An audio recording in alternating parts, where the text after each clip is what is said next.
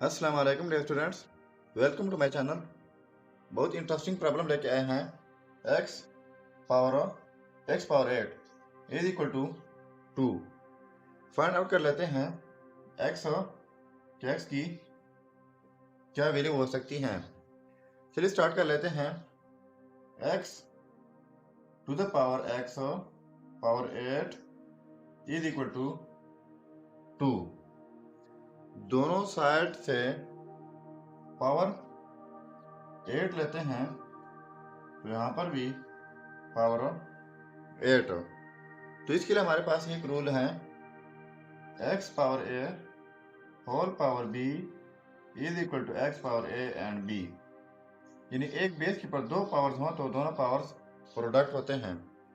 तो यहाँ पर देखो ये हो जाएगा x पावर 8 है एंड दूसरा पावर ये वाला 8, तो इसको हम प्रोडक्ट में लिख सकते हैं।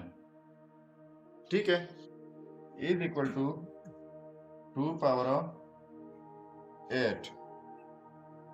सो इसको मजीद मैं स्प्लिट कर लेता हूँ। एक दूसरा फॉर्म ये है कि अगर एक पावर ये वाला है तो ये पावर पहले कर लें और ये वाला बाद में कर लें, तो इस तरह भी हो सकता है। तो इसको हम लिख लेते हैं कि x power 8 whole power x power 8 is equal to 2 power 8 की जगह 2 क्रॉस 4।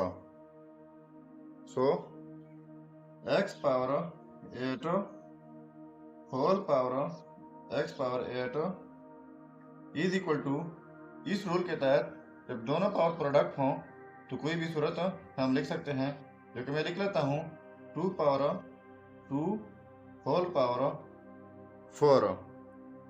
सो इसके बाद x power 8 whole power x power 8 is equal to 2 power 2, ये 4 हो जाएगा एंड होल पावर 4।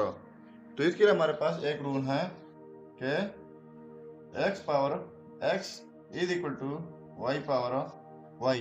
यानी जो बेस है पावर वही हो, यहाँ पर जो बेस हो पावर वही हो, बीच में इक्वलिटी हो, तो यहाँ पर इस सूरत में एक ही लिख लेते हैं कि x is equal to y। तो यहाँ पर बेस x पावर 8 है, power x power 8 is equal to 4 power 4। यानी हम लिख सकते हैं कि x power 8 is equal to 4। तो अब हम पावर लेते हैं 1/8।